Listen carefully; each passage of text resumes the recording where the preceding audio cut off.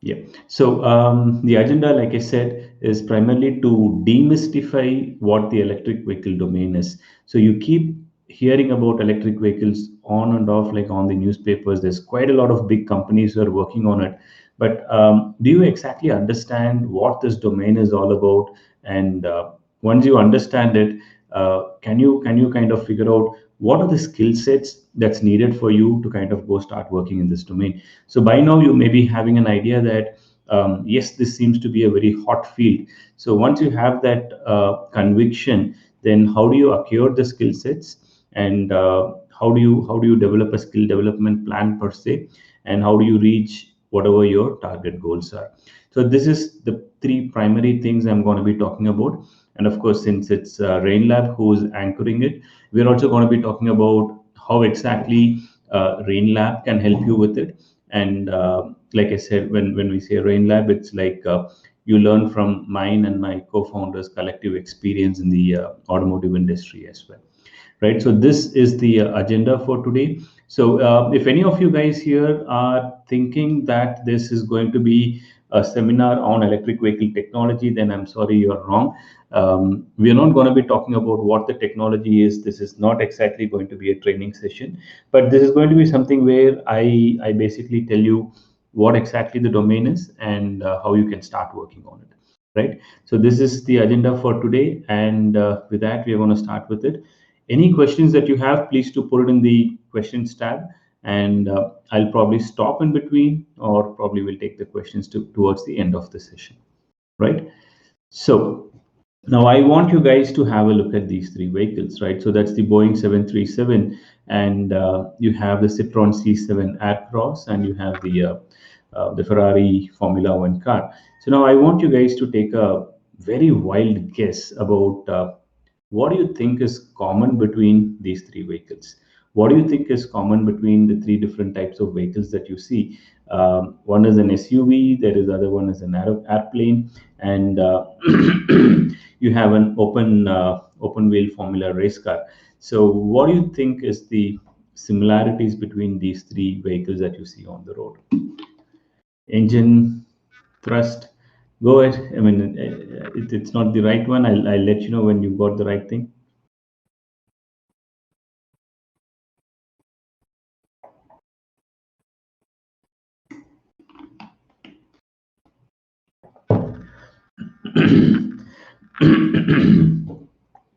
All have wheels. Nice. IC engines and e-motor combined. Nitish, unfortunately, the Citroen C7 is not a hybrid tech. Um, Dimensions, no one is electrically driven. Great. Okay. So, okay. So this was a trick question, right? You guys were not supposed to guess the what I had in mind when I said there is a relation between these three vehicles. So what I wanted to tell you is this: how many of you are aware that all of these three vehicles have an Indian connection? How many of you are aware that there are Indian companies which are behind the design and development, the R&D which goes into these companies? I mean, these vehicles. Are you aware that the Citroen C7 was completely localized, and it was benchmarked and it was localized and it is being made in India? Or the fact that very key components of the Boeing 737 and quite a lot of the research and development activities on the Boeing 737 is done out of India, and that Boeing has a huge R&D presence in India? Or the fact that a lot of Formula One teams, I wouldn't say a lot, a couple of Formula One teams, Abhishek, I'm sharing the screen. Are you able to see it on my screen? I mean it's basically like projected for you. So I'm on slide 4. So if you're not able to see 1, 2, 3, don't worry. You will receive it once we close the session. But if you're able to see the slide 4, then it's great, right? If you're not able to see it, just refresh it. More often than not, it kind of oftentimes it kind of resolves that. Right. So yeah, like I was saying, a couple of Formula One sports companies. Okay, slide 4 is visible. It was a lag. Okay. Anyone else not able to see it? Please try to refresh it. I hope the others are able to see it. Let me, anyways, check for the internet speed on my end. Yep, seems to be good, about 90 Mbps from my side. There shouldn't be an internet problem from my side, right? So please try to refresh it, or it should be a problem on your internet speed connection or something. But don't worry, even if you're not able to see it, I will share a copy of it, so you will get the recording as well. So you don't have to worry about it. It should be all okay, right? So, like I was saying, there are a couple of Formula One companies. I mean, Formula One motorsport companies who have Indian connections. So you know that Ferrari as well as Williams, they're connected to India because you have companies like TCS which provide support services to them, and not only that, there is quite a lot of IoT and data analytics, number crunching jobs from the motorsport side which comes into India as well. So now what I want you guys to imagine is this. So the Citroen, the Boeing, and the Ferrari Formula projects, the R&D for these automotive companies, like core R&D, right? The core R&D, it is handled by what we would typically associate as IT service companies. So the Citroen C7, the entire localization benchmarking was carried out by TCS. Boeing is being handled by Infosys for quite some time now. The Ferrari Formula One programs a lot of infrastructure development and a lot of the software architecture. It is being handled by TCS as well as Tata Elxsi. So what I want you to understand is this: there is no longer, I mean, it is no longer right for you to assume that a core mechanical job has to happen only at core mechanical companies. There's nothing like that. We have grown beyond that, and that's basically what I wanted to. I wanted to set that kind of a scenario for you, that kind of a stage. I wanted you to understand that we have come to a position, we have come to a point of time in the technological timeline where there is no distinction between IT service companies and a core mechanical service company. There's just going to be one single services, engineering services, and you would find that you have opportunities spread across different domains. So an IT company is now working on automotive projects. An automotive company is maybe working with Apple on developing the hardware for their self-driving cars. Google, a technology major, is working on a self-driving car. So it's kind of like everything's become one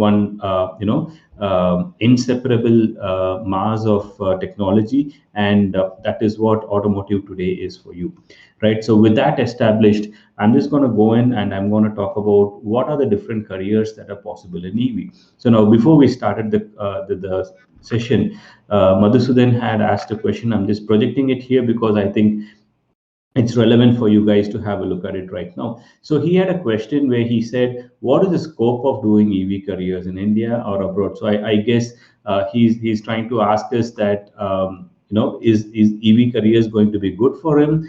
Does he have to do the careers in India, or should he think of emigrating to some other country or something like that? So now, what exactly do you mean by an EV career?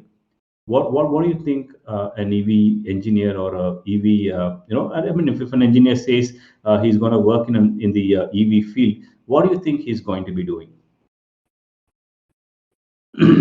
Keshu Verma, yes, I will get to it. There's a separate slide which covers that part of things. So I'll come to that in a while.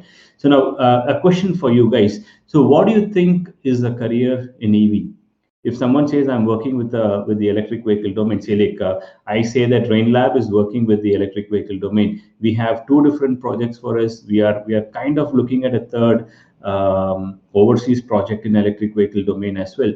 Do you guys have any idea about what these projects could be, or what would be kind of required from an engineer? Battery packs and BMS, battery design, battery technologies. Okay, I'm sorry to say this, but we have not done any single R&D as far as the battery and design goes. I'm sorry to tell you that, but no, Madhusudan, no R&D in motor, nothing of that sort, right? EV stands for electric vehicles. Mitul Balaji, it is electric vehicles. EV is electric vehicles. HEV is hybrid electric vehicles. Nitish, yes, you're partly correct. Vehicle dynamics is something which we do. So actually, if you see, whenever we talk about electric vehicles and when we talk about careers in electric vehicles, you'll have to understand that what we say about electric vehicles, it's basically that it's part of the bigger movement, the larger movement that is called as e-mobility. Sibi, like, please put the questions in the questions tab. I'll get back to you on that. Right. So basically, what e-mobility stands for is it's a technology stack. Okay, you can call it as a technology stack. It's a combination of various technologies, which you're calling it as e-mobility. So the four different technologies which form a part of e-mobility are connected car applications. A stands for autonomous applications, S is for shared, and E is for electric vehicles. So when we talk about e-mobility, which is which is basically the Okay, guys, I think I'm gonna yeah, keep the chat box closed so that I don't get disturbed here, right? So we talk about e-mobility. E-mobility is described as CASE, C-A-S-E. So CASE stands for Connected Autonomous Shared Vehicles, which also happens to be electric, right? So think of it like that. You're looking at a future which is going to have only connected cars. It's going to be autonomous to a great extent, and it's going to be shared mobility, and it just happens so that these vehicles are also electric vehicles. So that's kind of how you need to look at the EV domain. So learning about electric vehicles per se is just one of the basic fundamental knowledge you need. And whenever we say we work on an EV project, what we do is we work quite a lot on the other three aspects. So we work with shared mobility. So when you're looking at shared mobility, it's like ride sharing, it's like Ola, Uber kind of a model.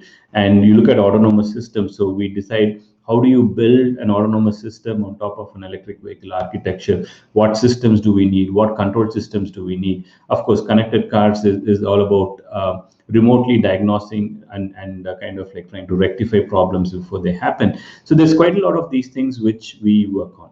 So what you need to understand is anyone who says that I'm going to teach you electric vehicles and all that you need to know is basically how batteries are designed, how batteries are made. Trust me, you will not find a single job in the OEMs where they will ask you, okay, go out and design a battery pack. That's just not going to happen. That's primarily because we have reached a point where we don't need to design batteries. We don't need to design battery packs. We don't even get into code R&D or design of motors. As in, if I mean, you could just go ask your seniors, how many of them do you think working in the automotive companies are working on engine design? I would say under 5% of them. It just happens so that these technologies, as they start becoming more and more mature, whatever we think is electric vehicles is just domain knowledge that you need to have. And what you actually need to have is application of this domain knowledge, say in vehicle dynamics, application of domain knowledge, say in crash and durability testing, application of this in testing, verification, and validation methodologies. So, if you had any kind of a doubt as to what exactly your careers would be, then this is where like things get interesting for you. Whatever you thought, whatever you possibly thought were going to be the core areas where you're going to be working in electric vehicles, those are not going to be the areas where you would probably work, but those are the prerequisite knowledges. You should kind of like try to diversify, you should try to kind of specialize in one of the areas mentioned in point numbers 5, 6, 7, and 8, and that's kind of where the electric vehicle career exists today in the market, right? So with that out of the way, let me try to kind of present three different cases, right? So where some kind of a work, I mean, let me try to give you some hypothetical projects which comes to a OEM or a tier one supplier. Okay, assume that you're working at a tier one supplier and there is a project which is a new powertrain integration. So what does new powertrain integration mean? It could be something like, let's say, a company like Tata Motors. They've been making a commercial vehicle with 5 kilowatt motor, and now they want to launch a slightly longer wheelbase version of it, and they want to put a 7.5 kilowatt motor into it. So you're basically trying to put a new motor in there. So you're trying to integrate a new motor into existing technologies. or existing tech stack or existing components. So what you need to do is understand how this is going to work with your rest of the systems. So what do you think are going to be the activities that you would be doing as a part of it? From the mechanical side. So whenever I say mech and triple E here, what I mean is which domain that particular activity falls into, right? So you do ECU strategies, verification, validation, and all of those things. Now I have emissions compliance here because I'm assuming it's going to be a hybrid electric vehicle as well, which means there is an engine and you would be doing some emissions compliance test. You would be doing some virtual testing. Again, the person from the mechanical sciences background would probably go and he'll try to integrate the gearbox and drivetrain. People from the circuitry background, they'll be doing some HAL tests, they'll be doing some MAL tests. Finally, there's virtual calibration, model-based development, quite a lot of activities which happens when it comes into a new powertrain integration. Now, on the other side, how does these, I mean, what kind of job skills does it all require? So suppose you are to be recruited into a company which has got a new powertrain integration project, then the job skills which is required would be verification, validation, testing. You should know what are the process, how is it being done. You should be able to demonstrate these skills to them. You should know what is the drivability. You should know what are the various NVH tests. You should know what is the homologation tests that are being done, right? So this is basically like trying to tell you that hypothetically, if you have a project like this, then what are the skills that is needed, and what is basically the functional areas that you would probably be working under. So similarly, I'll just quickly take you through two other case studies, right? So it's going to be all on the similar lines. So now let's take it as a body control module development, right? It's a control module. It's something which a circuitry branch person would be probably be involved with. So now a BCM development, again, you would not be doing a high level design because that is already frozen, and only the low level implementation and model based design or the actual coding work that kind of comes into India primarily. So this is something where you would have quite a lot of circuitry branch students trying to do model based developments, testing, and other things. And similarly, like when it comes to the secondary portions of it. So you would be wanting to know what exactly is testing, integration. You should know black box testing, white box testing. You should also know technical documentation. So these are the skill sets which probably would be needed. Now, the last case. So now this probably will not happen. This will most likely not happen in India, or it could probably happen in a small startup. So what we would do is let's assume that there is a new EV platform design. So here, what I mean is that you're completely integrating new powertrain, new chassis, new gearbox, new everything, and what's going to be the basically the skill sets and which branch of people are going to be working here, and what is it that you're going to be basically doing with this, right? So now, what does all of this tell you, right? So this is kind of like something which should kind of give you an idea about what exactly is going to be your career path when you get into an automotive track, right? So now this career track, I told you, this is not something which is restricted only to the mechanical sciences. This is also going to be relevant for people from the other branches as well, right? So now hopefully you should have got an idea about it by now. So you know that there are career tracks irrespective of which domain you're from. There are career tracks which would probably fit in for you here. So you could be from, I think I'm missing something, mixing some text here. So if you are from the mechanical sciences department, then you have design, 1D design or 3D design. Triple E, you have embedded design, you have model based development. ECE, again embedded, you have controls design variables. And people from CSE side, you have hardware development, I mean the firmware and software development, ADAS, and quite a lot of other things which comes in. So basically, any career path that you look at in automotive sector, right, you would probably be coming across these terms which you see on the screen out here. So now if you want to kind of develop some kind of a skill set in it, then this is basically what I would expect you to kind of like possess. So if I were to go and if I were to tell my younger self when I was in college, maybe not all that old, not that long back, but maybe like if I were to be in college right now and if I were to give an advice for myself, then this is what I would probably be doing. I would want to kind of pick up domain skills in three different areas, right? Why three different areas? Is it not sufficient for us to just have one concentrated domain knowledge? I would say no. At this point of a time, it's a big no, right? So you would have to have a pretty decent understanding about automobiles, right? So this means when someone says press the brake, you should be able to visualize, okay, you press the brake here, there is a fluid which goes, there is a cylinder which operates the brake. You should know that. Why would you want to know? Suppose you ask me, hey, I'm from the circuitry background, I'm from CSC. Why in the world would I want to know how does the brake work?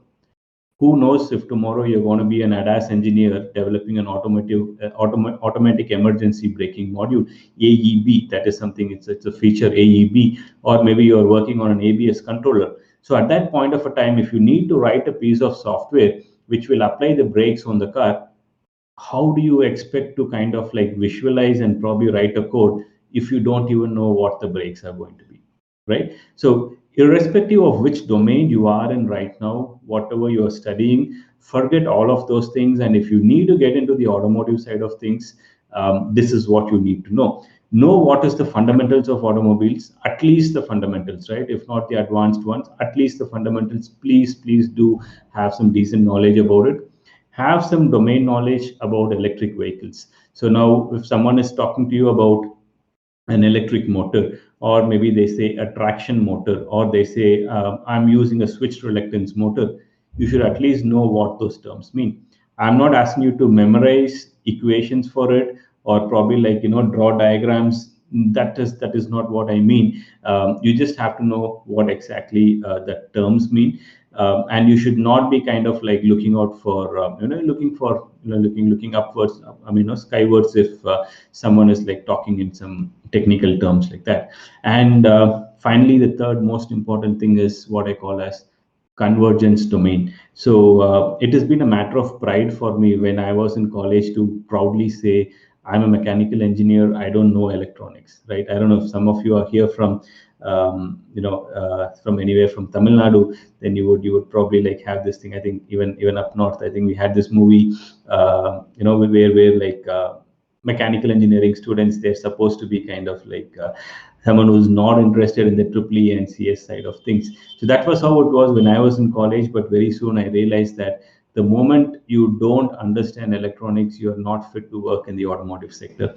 So that's what I mean by the convergence domain. So understand what convergence is, understand how electronics work with the automotive systems, and that should kind of give you sufficient domain knowledge. And post that, probably depending on which branch you are from, you could probably specialize in one of it. So either model based or embedded systems, data analytics, or you could also pick up some Python skills, automation, scripting, basic kind of like dashboard building and things like that.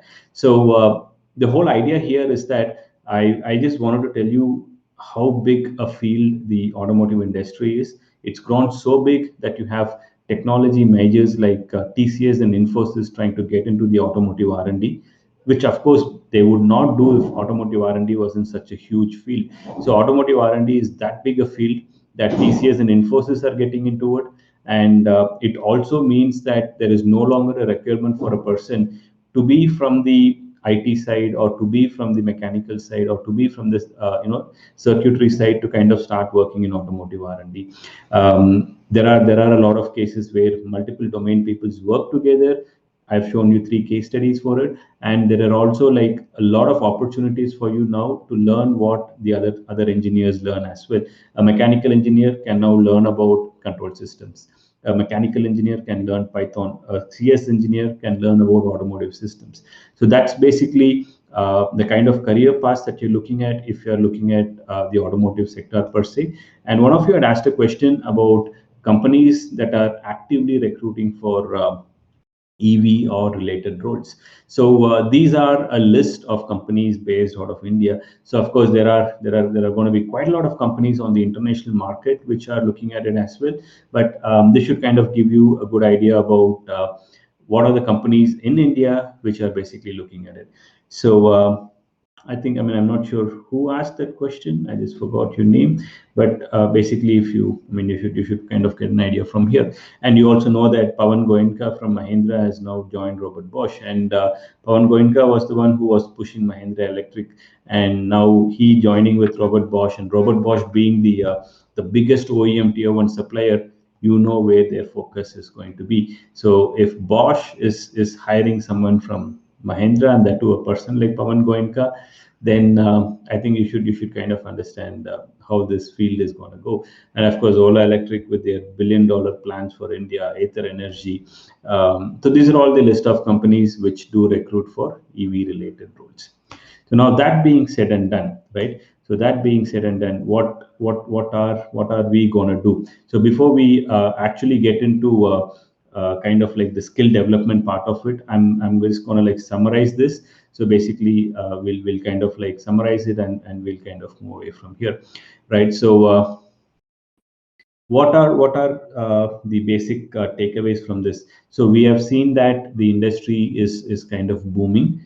It is for true. It is not that someone is telling because they want you to take up EV courses. No, it's not like that. You see this happening right in front of your eyes. You see the big players making a move, which probably means, okay, don't take my word for it, but Bosch would not hire Pawan Goenka if they didn't know that the industry was going to boom like that, right? So the industry is booming, and what is it that you guys will have to do? Four takeaways for you. So the first one is, there are going to be multiple job roles within the automotive sector. Automotive sector does not mean going and standing in the production line and noting down how many components were produced. No, that is not it. There's going to be quite a lot of job roles within the automotive sector, and you have seen that the skill requirements also overlap in many of the cases, which means you could be a triple E engineer and you could actually take up a core automotive R&D job. They do need people with functional model-based development skills, which brings us to the third point, which is the common skill between all of these job roles is called MBD. MBD is model-based development. You would have seen this word come up a lot of times, but let me try to explain it in a little bit more detail a little down the line. And of course, the next most important thing is you should always have some kind of a functional data literacy. So you cannot say that I'm a mechanical engineer, I'm a triple E, I didn't learn computer science, I don't know data science. That is, at least as far as I'm concerned, it is no longer a valid excuse. You will have to take the necessary steps to learn at least what basic data science means. You should know a little bit about statistics, or you should know to use Excel to maybe do some visualizations. That's what I call as functional data literacy, right? So now that we're done with it, now let's get into the skills part, right? So the most important thing for you guys, skills. I've told you what skills are required. So now we're going to see how do you acquire these skills, and how do you convert skills into careers, right? That's the big question. You might have all the skills, but how do you make careers out of it? So basically, what we're going to be doing is looking at something called as the Bloom's taxonomy. So Bloom's taxonomy basically is a research which was done quite a long time, somewhere in the early 1980s or something like that, where people studied how does a learner understand or grasp a subject, right? So there are 6 or 7 different Bloom's taxonomy skills, and they are split into two called as lower order thinking skills and higher order thinking skills. So now let me ask you this question. You guys probably have your exams going on, and you probably like keep seeing a lot of questions. How many questions in your exam paper ask you to remember and reproduce, right? So think of it in terms of a percentage numbers. How many questions in a typical subject ask you to remember something? Maybe you read a book, you read your PPTs, and you just memorize them and you come and write it. Approximately what proportion of it, what proportion of your newspaper is going to be questions like that? Just some wild guess for you guys. So this would of course vary depending on the kind of university you guys are from, but how much part of, I mean, how much portion of your questions is going to be memorizing and rewriting? Or rather, if I were to ask you this, how much portion of it were you to like, I mean, if you were not to kind of like remember anything, can you still go on attend your exams? So depending on your university where you're studying, the value could be anywhere between 0 to 100%. So at BITS Pilani, we have this concept of open book exams, which means as faculty, I am to set a question where the student will not find the answer to that in his books as well. So these are online exams. So the student can use Google, he can use his books, he can use his notes. He's free to use any device available, and then we as faculty will have to set questions for him.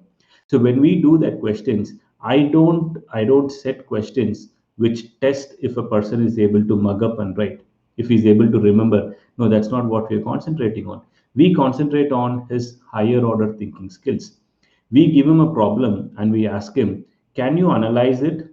Right, can you analyze this problem, evaluate what possible solutions could be there, and can you prepare a solution for me? So what we do is, I mean, that's why I said, depending on the universities where we are, we concentrate on different thinking skills. So we need to, when you kind of like start moving into the professional field, when you're trying to move into the industry, this is the first thing you need to do. Forget whatever you have learned or the way you have learned in college. Don't think about the lower order thinking skills. So lower order is remembering, probably like remembering, understanding, and probably like remember, understand, reproduce, something like that, right? I don't even remember, I'm sorry about it. So I mean, it's basically like don't even think of those things, which probably means that you need to showcase that you are capable of taking a practical problem, you're able to dissect the problem, and you're able to build a solution for it. That is what you need to showcase to the companies. So keep this in mind. That is the first important thing you need to do. Forget about lower order thinking skills, concentrate on HOTS, which is higher order thinking skills. So your resume, when I look at your resume, I should be able to make out, okay, this particular person, he's taken a problem, he's broken it down, he's found a solution, which means he's got a higher order thinking skills, which means if I place him in my company, he's probably going to like do a very good job, because industries are all about solving problems, right? We don't want engineers who can mug up things and write, which means me as an as an entrepreneur, as a recruiter, I don't recruit people with good grades. I recruit people who are practical engineers who have that kind of a higher order thinking skills, right? So this is the first thing I want you to keep in mind. And when I say that focus on higher order thinking skills, what I meant is you should have projects which kind of like show the people that you are capable of doing this. But at the same time, you'll have to make sure that these projects have some kind of an industry relevance. So a lot of people, I see quite a lot of people who say, I'm going to develop, a mechanism which basically like, lowers the headlight beam on a car, or they say like, I'm gonna build a starter motor, integrated starter motor generator or something, which I'll connect to the wheels, I'll get power from it, I'll charge a battery. It's good, right? It's good. I'm not saying it's bad. I'm not using any derogatory terms there. But is it actually industry relevant? As in, will the industry actually be interested in a device which automatically dims your headlights? We don't. So why don't we? Because the more complications we add into a system, the higher chances of a failure. And if a failure does happen, Tata Motors or Maruti or Hyundai will be liable to answering to ARAA and the government of India as to why did this particular headlight fail in so many cars, which means we don't want to complicate it. We don't want to look at projects like those. So if you as a student come to me and tell me, I've made a project like this and I think this is a really good thing, I should get a job, I would probably think you don't know what the industry is all about, right? So the takeaway for you is this: start showcasing your higher order thinking skills, stop worrying about certificates, start looking at projects, and look at projects which has industry significance or which are mentored by people who have actually worked in the industry, right? You don't want to kind of like do things where someone's completed their education and 2 years down the line they're kind of trying to teach you things. It's basically like a blind reading a blind. They don't have the experience, they don't have the leadership experience. They're again going to do the same things which probably everyone is doing wrong. So things for you to keep in mind. And I think, okay, let me just skip this. So now we were talking about the first part of it, which where I told you about what you need to actually like showcase. So I said you need to showcase that you are capable of doing your higher order thinking skills. So now with all of these things out there, is there anything like a shortcut or something which you could possibly do, which could kind of like kickstart your careers and maybe like help you get into the industry much more faster? So if you are kind of looking at something like that, then yes, definitely yes, there is what we call as a secret sauce, and that particular secret sauce is a tool called as MATLAB Simulink. So now I was talking to you about model based development. So now this is something which explains what it is. So the whole problem comes up here because I said there are a whole lot of different careers which are there for you, and you could have different job roles. There could be quite a lot of different things. And now as students, it is just natural for you to think, is there any particular software that I can learn where I have a lot of opportunities to kind of start working with it? If it is something like that, then yes, the software that you need to learn is called as MATLAB/Simulink.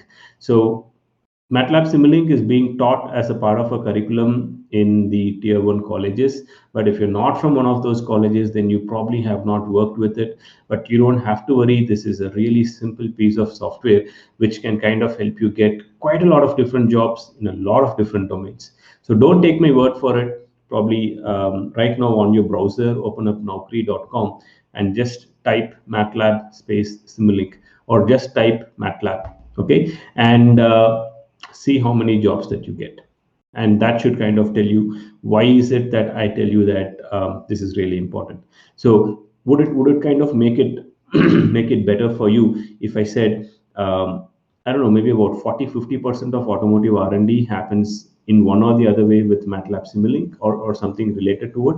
That is the kind of power that MATLAB Simulink has. So the second thing is, once you have kind of decided, okay, this is what I'm going to do, I'm going to do some projects, make sure that your projects in at least a small way has something or the other to do with MATLAB Simulink, right? We have placed more than 40 or 45 students so far in various automotive companies, and one thing which they all have in common, irrespective of what job roles they are in, one thing which they all have in common is they all work with MATLAB Simulink, right? So there are people in mechanical companies, automotive electronics, and one thing everyone uses on a daily basis is MATLAB Simulink. That's kind of how important this is going to be.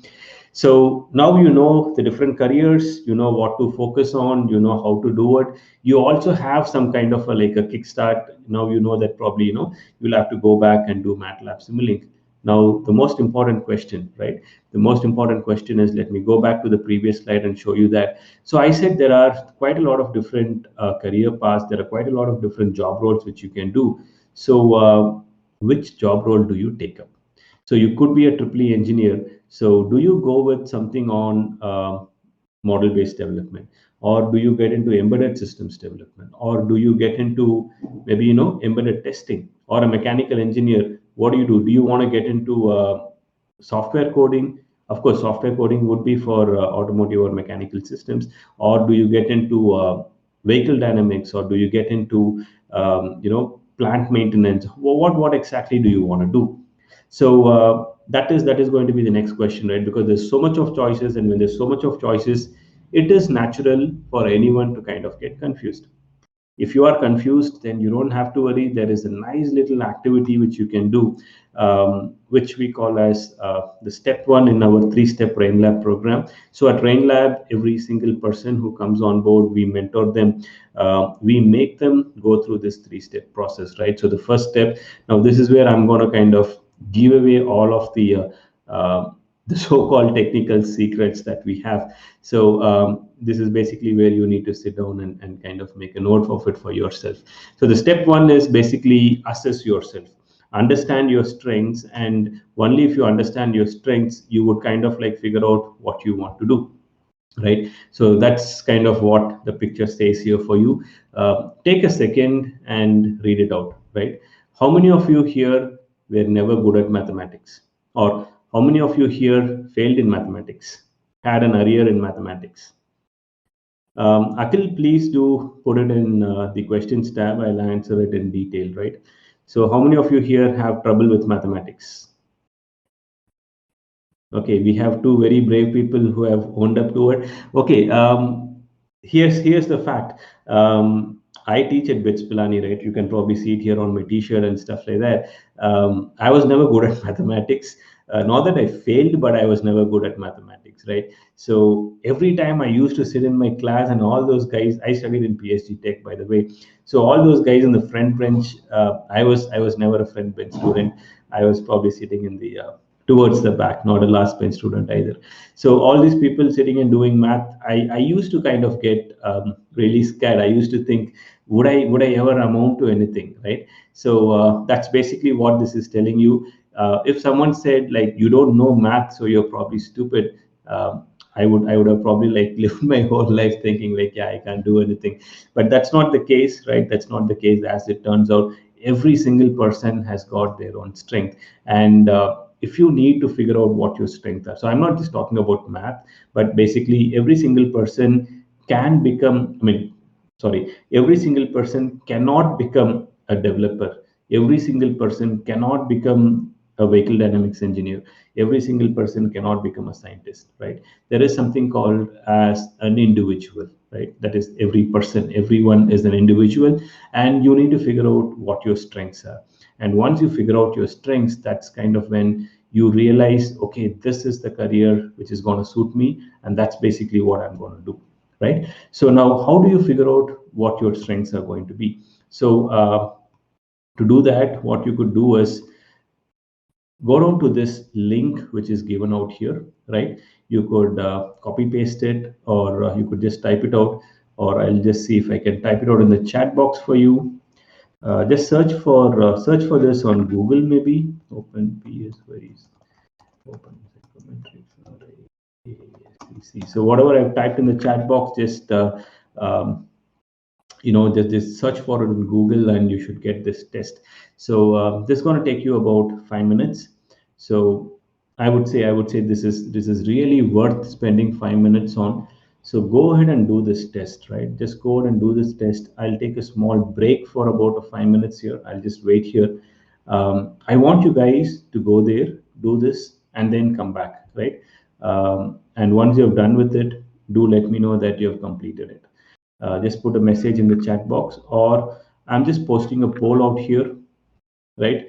Once you complete the test, come back here and answer on the poll. So you would get a top three personality list, or it will say like your score is IAS. So whichever one letter comes first, that's going to be your score. So we're going to take a small break for 5 minutes, a breather for 5 minutes. I want you guys to go out there. I want you to take this test and come back and then tell me this is what my score was, right? And we're going to again continue from there. Of course, it's far from being over, but we're going to continue from there. So go ahead and do this. And once you're done with it, please do let me know that you're done. Great, someone's already done. It's an hour. Are you a mechanical engineer? The person who voted first, I don't know who you are, but are you a mechanical engineer? Highly likely that you are a mechanical engineer. So go ahead and vote for it. I'll kind of give you a small outline about what this test means and how it can kind of help you figure out what kind of a job you should look at. Maybe even if I can't tell you what job you should look at, I can probably tell you what job you should not be looking at, right?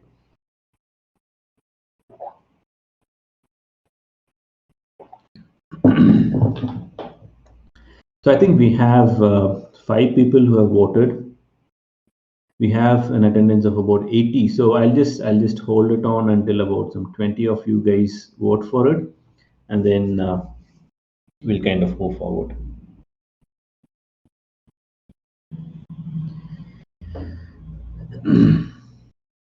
So 5 of you have voted, and the 5 of you who have voted, this is something from my side to you. Don't ever join an IT services company. All the seven people, don't ever take IT job. It is not for you, right? I'll tell you why I'm telling you that, but probably don't even look for a job where you have to sit and code or you have to sit and do some testing or something like that.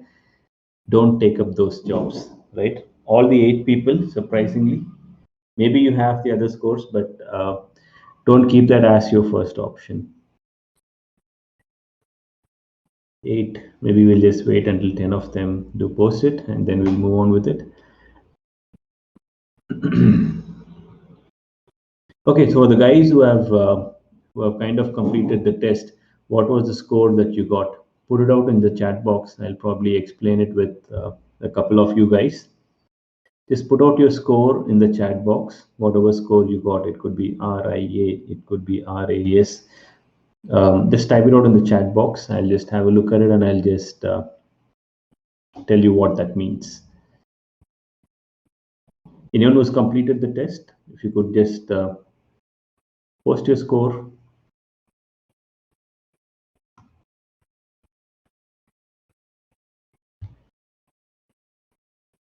No one's completed it, or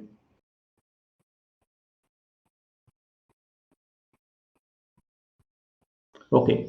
Let me let me assume that someone has got a score of RIS. Okay, so what does RIS mean? So R stands for a realist. So a realist is a person who enjoys doing things with his own hands. He enjoys working with machines, right? An I is an investigative person. So you give him a problem, he's going to dig deep into it and he's going to find what's going wrong or what should actually be done. So an R and an I score, if you have an R and I score, and if you happen to be from the automotive side of things, if you're an automotive engineer for that matter, then you would probably make a very good mechanic or a diagnostics engineer, right? Why? Because you love working with your hands, you don't mind getting your hands dirty, and you're an investigative person. So some car or a vehicle comes up with some kind of a problem, you're going and doing it. Does that mean you'll only become a mechanic? No, that is not what it means. What it means is that anywhere there is a combination of actually doing something and actually like employing your investigative abilities, you would be happy doing it. So this could be something like they've given you a part which has broken, right? A chassis frame has broken. So now what you would be good at doing is you would be good at modeling it, and you would kind of run some CAE or CFD test on it, and you would be able to figure out why did this exactly break. So that is basically what someone with an I score is good at. Similarly, someone with a E score, enterprising score, is good at selling things. So if you want to get into technical sales jobs, then make sure your top three skills include an E, which is enterprising skills. Or if you have an S, which is basically the same as an E score, but you're not going to be good at sales, you're good at servicing people. So you could be a good teacher, you could be a good customer service attendant, but you will not be a good salesperson. Whereas those with a conventional score, a C score, these are people who are good at doing things over and over again, right? So you are kind of like you're kind of like good with kind of working with code, something like a software or something like that. You're good with that. So basically, what I would ask you to do is once you do this test, figure out what your top three skill sets are and try to find a job which suits you. If you are maybe like a person who's got RIA, you're a realist, investigative, and artistic, right? And you don't have enterprising skills. And if I take you and put you in a job where I expect you to sell something to the people, you're going to be pretty bad at it because for one, you don't like talking to people, and second thing, you are not someone who's good at doing that as well. So this can basically tell you what kind of a job you would be good at and what kind of a jobs you should probably be looking at. So now that is the step one, which is assessing yourself. Any questions you have here, we can probably take it out in the later ones. And now the second thing is you would have to understand which is the domain that you're going to be working with. So if you remember, I kept on saying that there has to be three domain skills, and then you need to have model-based development skills, and then some data science, and then some Python. Remember, I was talking about all of those things. Now this is where you kind of make use of it. So if you have to pick up one of those things, right? So suppose you pick up one from your core domain, right? Okay. So say you are from a computer science department. Okay, you have studied computer science, and now what you do is you take automotive plus electronics as your chosen specialization domain. So there are people from the computer science department here. So now if you guys decide, okay, I'm going to get into automotive electronics, right? So what is the kind of job roles you would be choosing? You would probably be looking at something where you are doing either algorithm development or a firmware development for BCM, or even ECU modules or something like that. Or you are from the mechanical side of things and you have gone and learned about Python. You have learned about model based development, right? Some predictive analytics. So what is the kind of job roles you can look at? You would probably be looking at building IoT for cars, connected car applications. You can do predictive analytics for cars. So this is kind of how you would be able to decide for yourself. Okay, yes, CR. Aravindan, let me get back to you on that. Right. So this is how you would be able to figure out what your personality is. And then once you've chosen the personality, you'll know if you're going to be in testing, you're going to be in development, you're going to be in customer service. Pick out those roles for you, and then you kind of identify which kind of a domain you need to get into. So now the first test that you get, the step one, that's basically who you are. That's your personality. That doesn't kind of change. You cannot fight it. The second thing, the step two, identifying your domain, is basically your interest, right? So you are something, your interest is something. You combine these two things, you become the best at whatever you do. So this is the steps which we do at Train Lab. This kind of how we mentor our students, and this is kind of how they've been able to kind of build successful careers for themselves. So this is the step two for you. Identify your domain and then decide where is it that you're going to be specializing. And once you have done it, then the next important thing is you start getting into skill development, because now you have kind of like figured out, okay, this is the path I need to travel. So go ahead and start building your skills. So how do you build your skills? Again, three steps. First step, do all your fundamentals, do all your domain knowledge and all of those things. And the second step, you kind of take up, I mean, you might already know 3D modeling. If you don't know, don't worry about it. Take up something on 1D modeling or some kind of a scripting, basic analytics and things like that. And finally, you need to also figure out how is the industry going to work on this, right? So a student project and an industry project, the only difference between them is the kind of thought process which goes into it. A student project probably is very flexible on timelines. Industry project is not. Student project will only focus on getting things done, whereas an industry project will focus on the process you follow to get that thing done. So those things that comes into what we call as a systems engineering. So you learn what systems engineering is, you learn critical thinking, you learn design thinking, and that kind of wraps up your skill development phase. So now I've told you about three different steps that you need to take to build your skills to kind of make yourself eligible to start working in the electric vehicle domain. First step is for you to understand who you are. Second step is for you to understand what your interest is. And once you have done it, the third step is to go and start acquiring the skill sets in that, right? And when I say skill sets, right, when I say talk about skill sets, typically at Rain Lab, what we do is your technical skills are only about 60%. So, which means you might be a very good technical engineer, but are you happy being a technical engineer the entire life? You probably are not. You want to see your career growth. You want to see like you getting promotions. You want to go further up in the corporate ladder. So if you want to do that, then what we advise you to do is keep your technical skills to just 60% of the time that you spend, and the remaining 40% focus on developing what we call as your life skills. So life skills are basically those skills which you need to kind of grow in life as well, because it's all about work life balance. And maybe when you're in college right now, all you want to do is get a job and get somewhere and start making money. But trust me, pretty soon, once you start getting into the real life, you need to know about the life skills as well. So this is what you would be doing. You would be doing a domain knowledge, right? So domain knowledge is basically you deciding Okay, do I be in automotive or automotive electronics or maybe industry 4.0 to do that? And second thing is you start learning some kind of a 1D modeling or scripting tool. And I already told you about MATLAB Simulink. It makes sense that you learn it because that's the most commonly used tool out there. And finally, what you do is you start thinking about everything from a industry's perspective. Now go back, and what you do is you rewrite your whole um, your whole CV like this. So what you need to do is, sorry about this. So what you need to do is you need to fixate on what role that you want, and for that role you mentally prepare a map about what exactly does an industry person look for in a CV for this particular job role. So you would be able to kind of do that right now because I've told you all that you need to do, and from there work backwards and kind of like prepare your resume for it.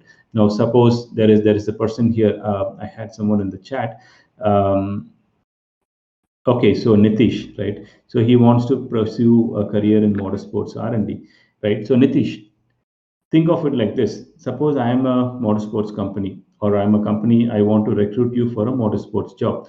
First thing you do is figure out which company is going to recruit you, and then put yourself in their basically their shoes, or rather go and search for some of the job postings that this company has done on LinkedIn or Naukri or Monster, and try to see what are the job description items which are there.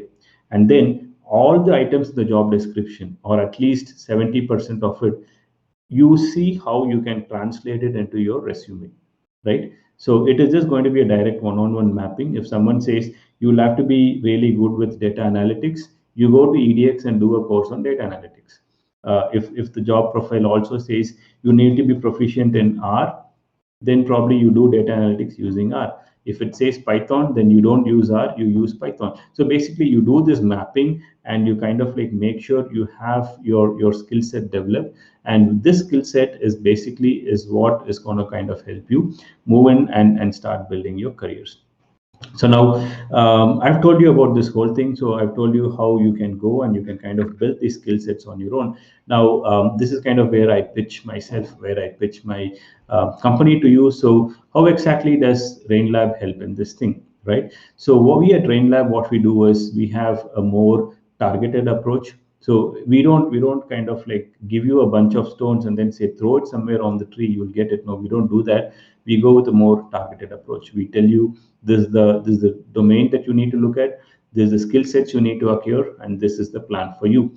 And what we do is a three-step plan, and the three-step plan is called as a 4-3-2-1, which is basically you acquire four essential skills, you acquire three tool knowledge. So it could be MATLAB Simulink, could be one of the tools, maybe two other tools, and you do just two major projects, right? But the major project has to be something which is so beautifully done, which is so industry relevant that your recruiter has no need to kind of like go through anything else or even ask you questions. So it has to have that kind of a projects on your resume, and we basically use that to kind of put you into your chosen career path. So this is basically how RainLab basically works for it. Gautam and Akil Ahmed, can you please put your questions? Nitish, even you, if you could please put your questions into the questions tab. I'll answer it after the session is over, right? So how do we help you out with this? So I was talking to you about giving you a focused approach. So how do we help you with that? So we do this by rolling out what we call as our masterclass programs. So one thing, if you guys have noticed about me, about myself, and as well as our programs, is that we ask you to become something like a Swiss knife. I never, the whole of the thing, whatever I've done, I've never asked you to go do a CAE course. I've never asked you to go CATIA or ANSYS and become a CAE or a CFD engineer. The reason for that is because I sincerely believe, and that's basically what Elon Musk also says, that the days of super specialist is kind of over. So you need to be an expert generalist. A generalist is someone who knows two or three different domains, and he has some kind of an expertise in that. So you need to have that kind of an expert generalist kind of a resume, and that is kind of what is going to kind of make you click in the automotive industry the way that we are seeing it right now. So basically, this is what we try to do with our masterclass programs. So what we do is we take the fresh graduates, and we put you through intensive 3-month boot camp or a 3-month program where we teach you pretty much all the domain knowledge that you need to do, the tools that you need to have, and we also kind of help you work on these projects which are going to kind of like help your resume look so much so better that you could kind of like start immediately applying for jobs. And the reason why we are able to do that is because of the kind of team that I have with me. Of course, I've already shared my resume. Apart from my automotive experience, a lot of my knowledge comes from the fact that I teach working professionals, which means I hear them talk about what their companies want, because they come for the BITS Pilani work integrated learning programs. So that's where my expertise comes in from. And apart from it, we have other co-founders. One of the co-founder, Mr. Prasad, is basically the person who built the Renault Kwid electric vehicle. He used to head the electrification division at Renault Nissan, and he's now a part of RainLab as well. So what happens with the masterclass program is that we take you on a 3-month program with live and blended classroom sessions where we kind of prepare you for an EV career in front of you, right? So this is basically how RainLab is going to be helping you out, and what you kind of get to become your career trajectories depending on which domain you start from is going to be something like this. So it doesn't matter where you start. It doesn't really matter if you are from the electrical sciences or mechanical sciences. Our program is gonna be like on automotive domain, 1D modeling, control and systems engineering. And post that, depending on whether you're a mechanical or an electrical engineer, you could choose from one of the different careers which is already out here in front of you, right? So this is what we do with our masterclass program. And especially the e-mobility career track, what we do is we try to offer quite a lot of value with it. So what we do is we take a whole bunch of courses which would kind of like help you get those skill sets, and we combine them into this particular masterclass. And since it's going to be a batch based course, it's not like an individual self-paced learning course. What we do is we try to offer value in two different terms. One is the kind of support that we offer for you guys. So we don't just teach and leave with that, but we kind of like offer mentoring and as well as like support with you in kind of like getting into jobs or giving you references or putting you to things and stuff like that.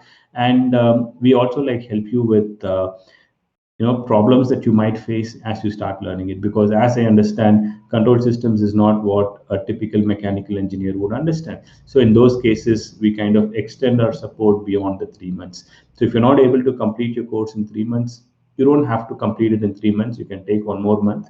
We would still offer that kind of a support, and we would be able to help you out with that. So, which probably brings you to the next the important question out here. How much is this going to cost you, and how do you move forward with it? So, this masterclass program is priced at 50,000 rupees. That is 50,000 rupees. So, the individual programs work out to about 1.5 lakhs or something. But since we wanted to kind of like do it as a masterclass, as a batch, we are waiving off 50% of the course fees, and we also give you further options in terms of payment and installments and very flexible payment terms and things like that. So now this is the important thing where I kind of ask you to do this. So if you are convinced about what RainLab can do for you, if you think that we can kind of make a difference in your careers, if you would like to join our masterclass program, you could just go ahead and just vote over here. No worries if you are not interested. If you are interested, we would ask our team to get in touch with you, and we'll see how we can take it forward, right? So in case you're not interested, absolutely fine, no problems with that. So that's basically with respect to whatever we wanted to discuss today. So now let me get into the questions for you. So guys who are interested in kind of like wanting to continue with the masterclass program, please do go there and click on the poll button for us, and we'll get back to you. So Akhil, let me start with the chat box. Akhil, offline is not available. Online courses are effective. Yes, Akhil, it is because for the past 4 years I've been teaching at the digital campus at BETS Pilani, and every semester we have about some 150 to 200 different students who comes in. So our online courses have developed over the last 4 years, and with a lot of experience which comes from teaching an MTech, a master's level program at a top university like BITS Pilani. So that's kind of the infrastructure we have. So why can't we have offline? We can't have offline for two reasons. One, it's because you would have to come down to where we are. It's going to kind of increase the cost for you. And second, probably for the next 1.5 years, we are not kind of going to be looking at any offline programs either because of COVID. Ankit, no, it is 50,000 rupees, right? So the course fees is going to be 50K, not 65K. So guys, any other questions, please put it in the questions tab so I can go through it one by one. So Nitish is asking, a car comes to commercial market, it definitely needs charging infra to reduce range anxiety. So my question is, are there not any course that guides to set up EV chargers infrastructure? Okay, so EV charging infrastructure, I'll tell you why you don't need a course for it, right? So the reason why you don't need a course for that is because there is nothing. I mean, to be very honest with you, there is nothing major which would kind of need to be taught to a person to set up an EV charging infrastructure. Believe it or not, at around 2 p.m. today, I had a call, I had a discussion with a person who happens to be a stalwart in the EV industry, and he's just been appointed on a board of advisors for the Tamil Nadu government. They're going to set up EV charging infrastructure in Tamil Nadu and of course all across India as well. It was in the newspapers if you read the papers today, and all they are asking is the person who wants to invest money and set up a charging infrastructure. He just needs to have a high voltage certification. Absolutely nothing else is needed for him. They just need to know how to handle it. The rest of the things is handled by the company, which is basically doing it. So what we do is we do cover electric vehicle charging systems in depth in our courses, but since it is not something which is going to be like of real significance to a person who is wanting to set it up, we have not thought of it have as a course. But if you want to still like learn about it, we are always happy to help you out. You can get in touch with us, and we'll definitely be able to help you out with that. Deva, EV major issues. Major issues as of now is the battery cost is high and there is range anxiety. So this is basically the two major issues what I would talk about in terms of EV. Sibi Chakrabarti, what is the difference between EV and HEV? So an electric vehicle is a pure electric vehicle. There's only a motor which kind of drives the car, whereas the hybrid vehicle is where there is an engine and a motor as well. And the motor usually runs in stop go traffic, and the engine runs only during steady state conditions. So if you have a car, you will know that whenever you go on a highway, your car gives really good fuel efficiency. You come into the city, fuel efficiency drops. That's because IC engines do not run well inside the city conditions. So a hybrid vehicle, basically what it does is it lets the electric motor run in city conditions, and whenever you want to go into the highways or something, the IC engine takes over. So that way you have the long range capability of an IC engine, and you have the efficiencies of an electric vehicle. I think I've answered this question. Is MATLAB useful even for Triple E and automation? Akhil, like I cannot stress on the importance of MATLAB.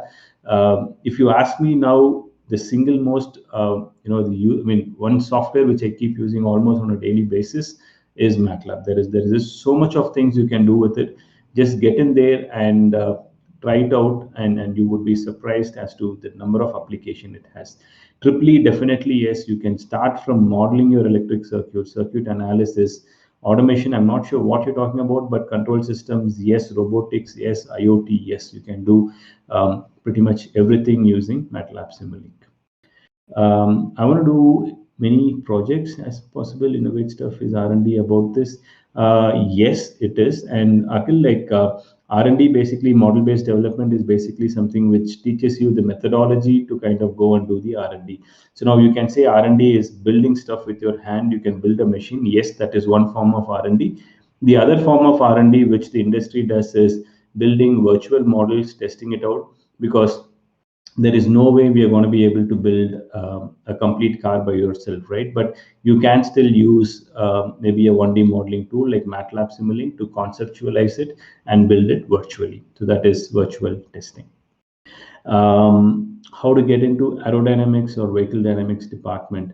Vaibhav, you need to know the basics of vehicle dynamics. And once you know the basics, you need to get into model-based development. Basically, use MATLAB Simulink to simulate different driving behavior, and then probably develop some vehicle dynamics predictive models and things like that. Aerodynamics, I would not know. I'm sorry about it, because aerodynamics is one field I've never worked on, and with a good reason, because the application for aerodynamics is very limited and hardly anywhere in India where you have an application. And I've unfortunately never had a chance to get into aerodynamics. So aerodynamics, I don't know, but vehicle dynamics, definitely yes. You need to start with the fundamentals, and of course, MATLAB Simulink, build predictive models. Score is yes. Okay, yes. And then if your score is yes, then you're social, so you're good at networking, but you cannot sell. You're unfortunately not good at selling. So you could be a customer support person. You could meet clients, talk, network, but you will not be able to sell things, right? That's basically what your S score means. Share the PDF via mail. The whole thing. Yes, I think it'll be shared as a part of your recording, so you would be able to get it. Nitesh, I think I've answered this question, right? So if you want a course, especially in that, I can help you with that.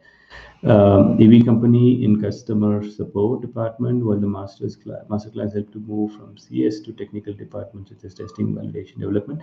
Yes, Ankit, definitely, depending on what your educational background is, please do get in touch with me. I think we can help you transition, and your experience should be a pretty big boost for you as well. You should be able to easily get into a technical job as well.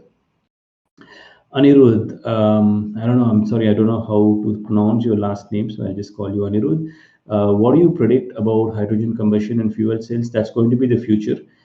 It's going to be electric vehicles, but you'll not have batteries, you'll have fuel cells. That's basically where we would probably end up being.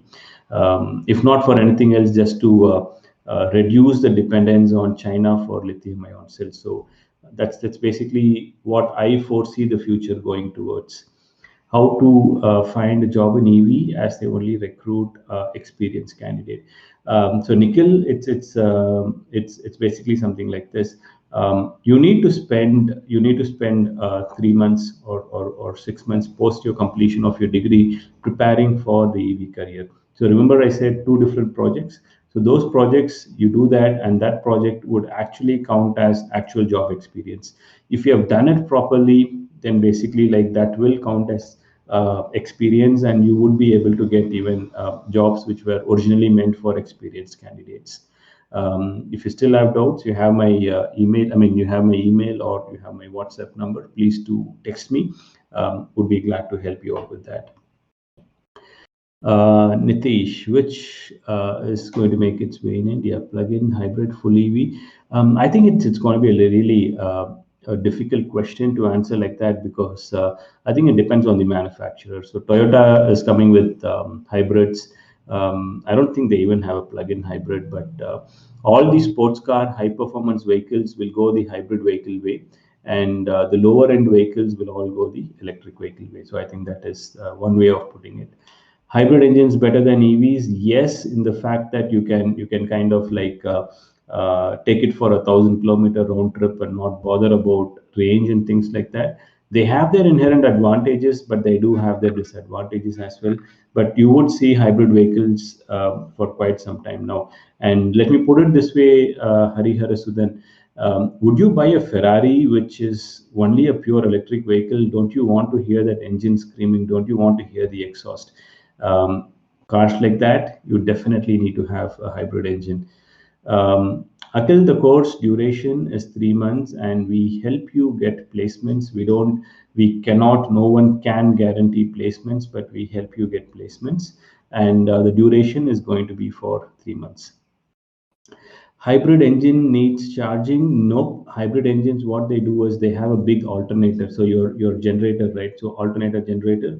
So that is basically used for charging your batteries. So you can use that and you can kind of charge the batteries. But there are some hybrid vehicles called plug-in hybrid vehicles where you can also charge from the main socket. Best resources to learn MATLAB, Rutvik, I would say MATLAB's own on-ramp sessions, and you could also go with YouTube tutorials. I think those would be the best resources. Don't go by books; it's too difficult. YouTube and MATLAB's on-ramp session would be the good things to do with. EV cars, it takes minimum 1 hour for charging 50%. Is it efficient, or you take like fast charging, flash charging? Okay, Arvind, I mean, the technology is the same, but what happens is a mobile phone has just got one single cell. When you call it as a battery, it is just one single lithium ion cell, which is about 3.7 volts.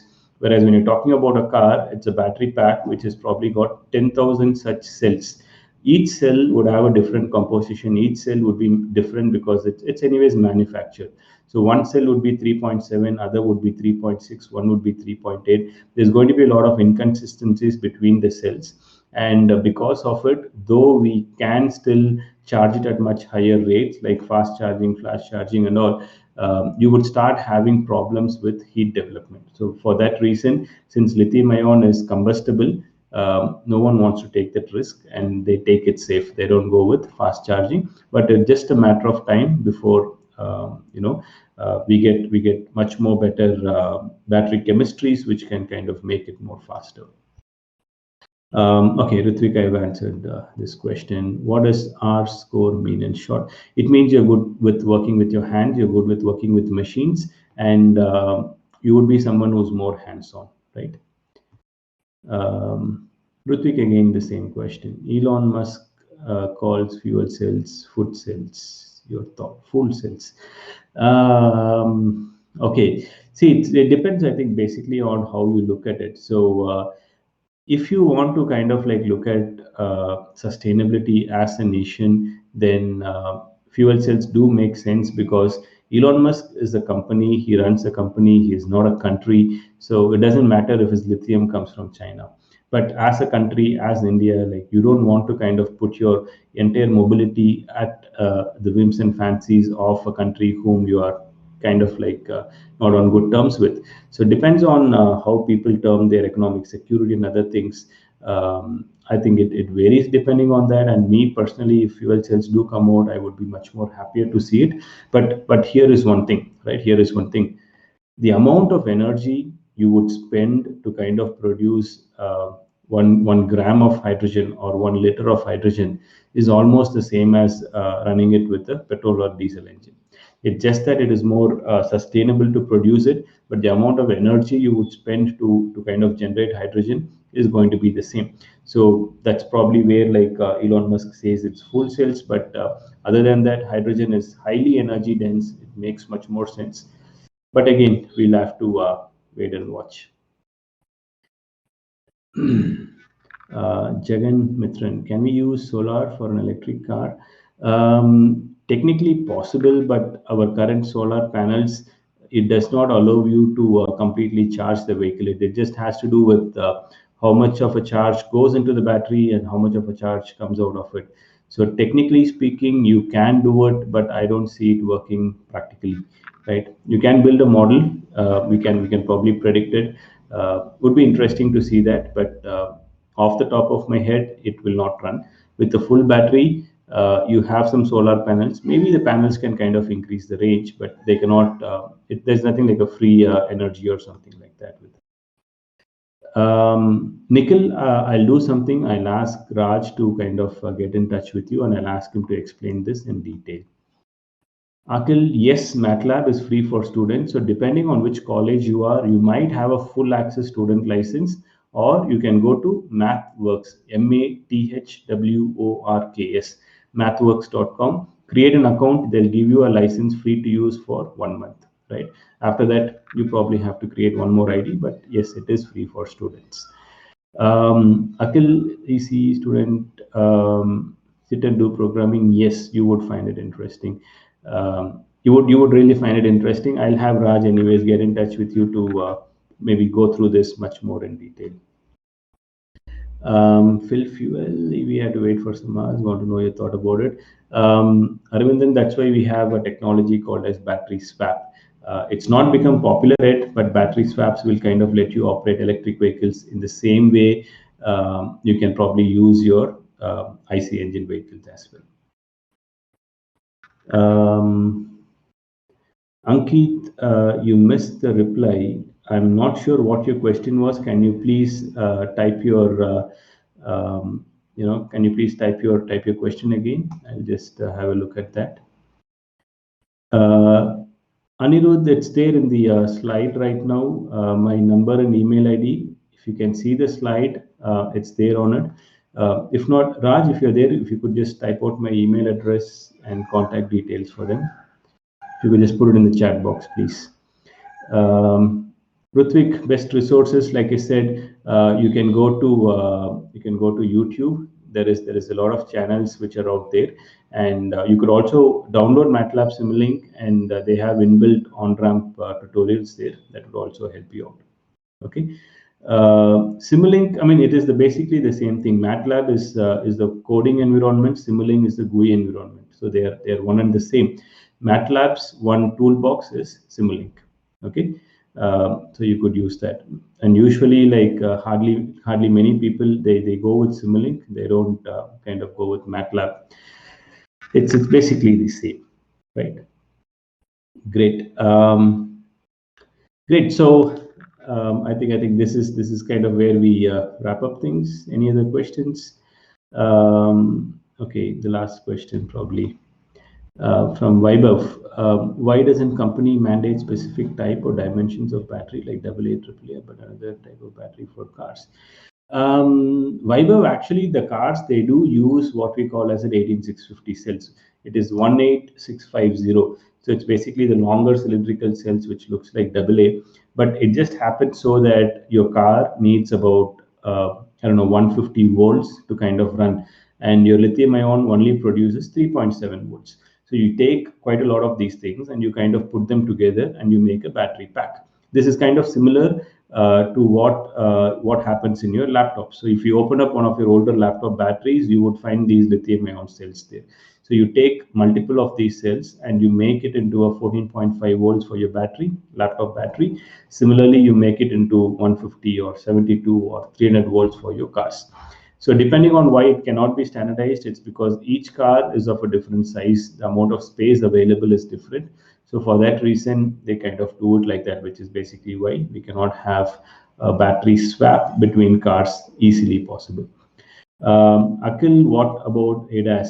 ADAS, we would teach you the fundamentals that you need for it. ADAS is unfortunately a whole different ball game. But if you're interested, masterclass can teach you all the fundamentals, and maybe I can share some of my lecture materials because I used to teach. I mean, I teach ADAS at BETS Pilani for the MTech program, so I can probably share some materials for you, which would probably be useful for you, right?